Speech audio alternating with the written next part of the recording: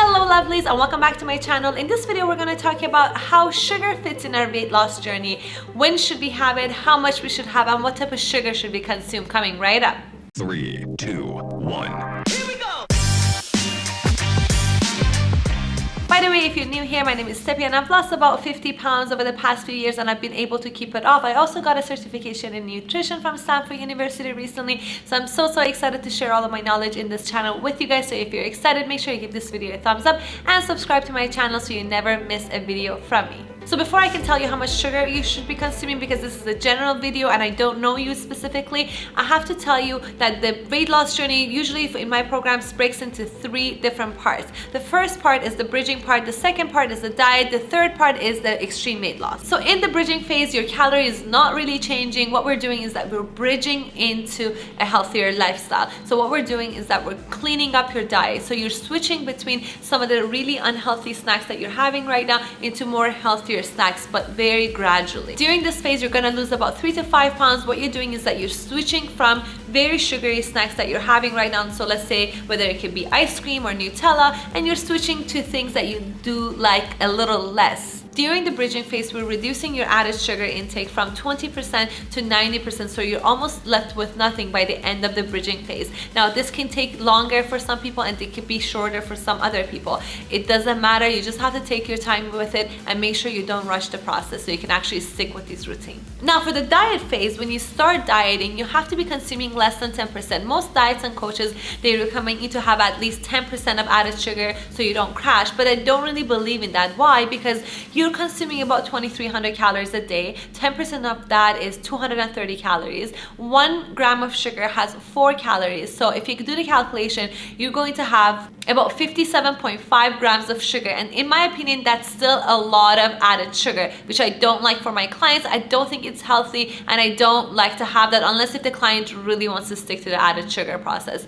So what I do is to actually reduce that to 16 grams a day, and I try to add in a lot of natural sugars like banana, pineapples, mango. They still take the sweet tooth away. You can have smoothies and things like that during this phase to make sure you're ready for your diet. So good news, I've actually put together a few of my homemade recipes that you could download from the link in the description below. All you have to do is to put in your email and I will email you the recipes. So during your diet phase, what I recommend to do is to really stick to 16 grams or less of added sugar. If you can replace it fully by natural sugar, depending on the level of your motivation, depending on where you are with your weight loss journey, we want to have that near to 0. And I will explain why I'm so adamant about this. Getting into too much of why sugar is so bad for our health is beyond the scope of this video, but I wanted to give you a little reminder of some of the reasons why I'm so against sugar. And I promise you this is going to motivate you and kick you out of the mindset of why you think you should be having sugar daily. Number 1 is that sugar is sticky and it's going to coat around your cell membranes and it's going to actually weaken your immune system. And number 2 is because sugar is sticky, it's going to stick to your hormone receptor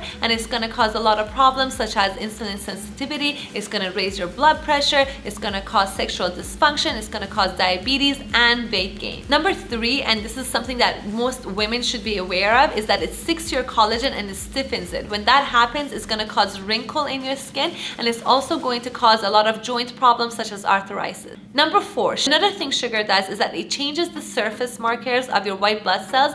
Your white blood cells need that to be able to distinguish between the indigenous cells and the invaders, and this opens the gate to cancer and infection. And as you guys already know, it can cause type 2 diabetes and it can actually cause birth defects if you're pregnant. I didn't really want to get nerdy here, but this all happens because of a glycation process, which is basically sugar sticking to stuff. And the reason I'm a type of coach that tells you to stay away from sugar is not only because of the weight gain. I don't want to tell you to go live your life and have ice cream every day. I don't believe in that. I don't believe in consuming added sugar on a regular basis. It's okay if you want to have it on your birthday or at a party, but it should not be a part of your daily routine if you want to live a healthy and long life.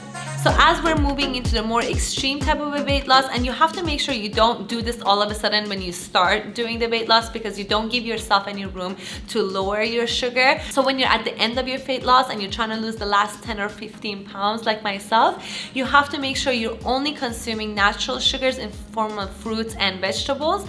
And what you want to do is to stick to fruits that are lower in sugar, such as berries, strawberries, blueberries, raspberries, and you want to stay away from banana, pineapple, mangoes, and fruits that are high in sugar. And I know a lot of you might think that fruits have a lot of benefits, but all of their benefits can be actually obtained from vegetables, legumes, and other macronutrients that you consume on a daily basis. That's including in your healthy diet. And one of the questions that I wanted to answer is to when to have sugar. When you start your day with a lot of carbs and a lot of sugar, that's just gonna leave you craving more. So I don't like a lot of programs that are out there that start you off with a fruit juice smoothie. That's basically something that you should totally avoid. You can start your day with a fruit smoothie, but then you have to expect yourself craving carbs and sugar for the rest of the day. If you're gonna have carbs, you're gonna have a smoothie, it should be either pre or post workout.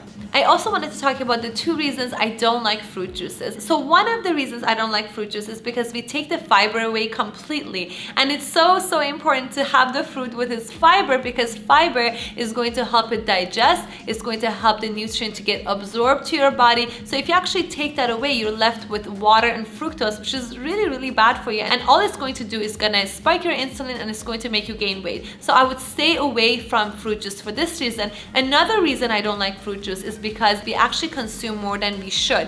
If you're gonna juice apple, you're gonna do 3 or 4. You're not gonna just do 1. And if you're losing weight, 1 apple a day is more than what you should have. So make sure you stay away from fruit juices as much as you can, especially if you're buying it from stores. So to wrap up this video, I wanted to remind you guys to make sure you stay under 16 grams a day of added sugar. If you can replace it with homemade recipes that I left for you in the comments, even better. If you're interested in quitting sugar, make sure you check out this video. It's one of my most popular videos on my channel. I really hope you like it. I will leave a link in the description below for you to check it out after. I would love it for you guys. If you found this video helpful, please make sure you give it a thumbs up. Subscribe to my channel and support my new channel. It makes me so happy to see you guys subscribing every single day, and it makes me so motivated to make even better videos for you guys. Thank you so much for being a part of my YouTube journey. See you in the next video. Bye!